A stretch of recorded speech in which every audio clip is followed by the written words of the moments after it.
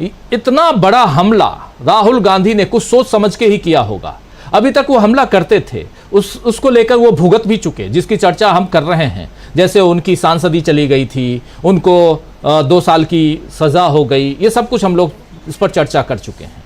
लेकिन आज जो हमला उन्होंने किया है, इसके क्या मायने निकाले जाए?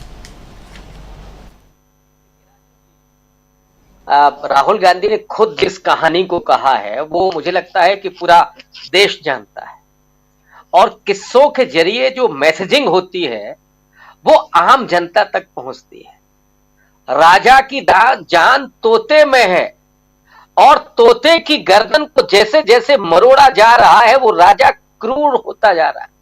राहुल गांधी का ट्वीट मैंने देखा, और वो कर क्या रहा है, सब पर नकेल कस रहा है।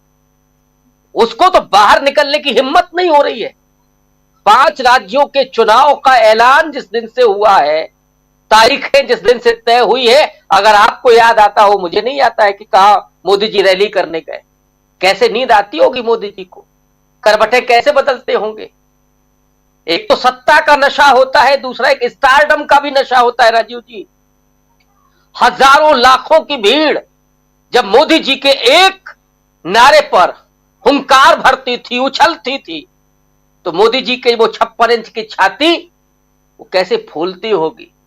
लेकिन आज जब उनकी विश्वसनीयता रसातल को जा चुकी है, जब लोकप्रियता नीचे जा रही है, लोगों ने भरोसा करना बंद कर दिया, उनकी हर बात को लोग जुमलेबाजी समझने लगे हैं, और उनके चेहरे का आलम तो यह है कि लोग टीवी पर देखते ही चैनल बदल लेते हैं।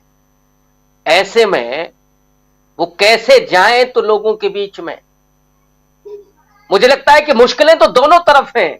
नहीं जाते हैं तो भी करवटें बदलनी है, और जाते हैं तो भी बेचैनी होती है, क्योंकि वहां खड़े होकर के कोई ये ना कह दे कि अब तो देश राहुल गांधी की तरफ देख रहा है।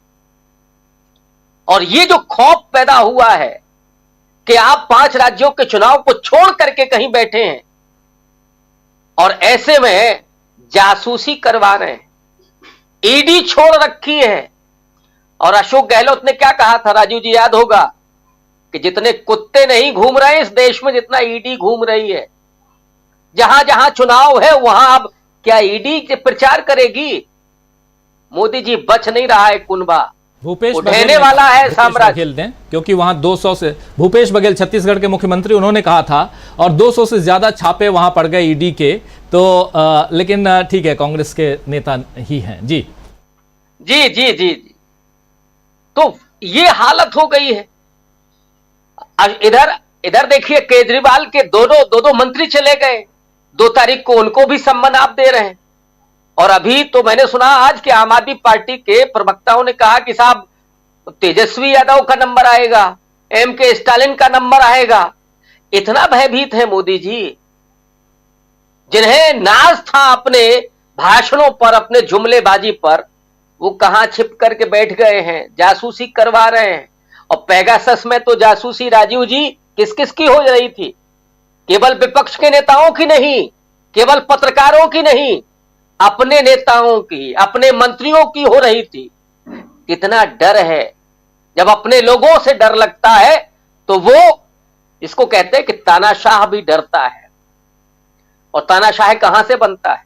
बाबा साहब अंबेडकर ने जो कहा था संविधान सभा में कि धर्म के क्षेत्र में भक्ति मुक्ति का साधन है, लेकिन राजनीति में भक्ति तानाशाही को पैदा करती है। ये जो तमाम समर्थकों ने, जो अंधे समर्थकों ने जो तानाशाही उनके भीतर पैदा की है, उसके जरिए वो अब सत्ता को नहीं छोड़ना चाहते, डरे हुए हैं, और इसीलिए ये सब जासूसी कर रहे हैं। लेकिन राहुल गांधी ने आज वो कहानी सुना दी जो इस देश का बच्चा बच्चा सुनता है, अपने नाना से, अपने दादा से, अपनी नानी से, अपनी दादी से, कि राजा की जान तो उस तोते में है, और जैसे जैसे उस तोते की गर्दन मरोड़ी जाती है, राजा बेचैन हो उठता है और क्रूरतम हमले करता है।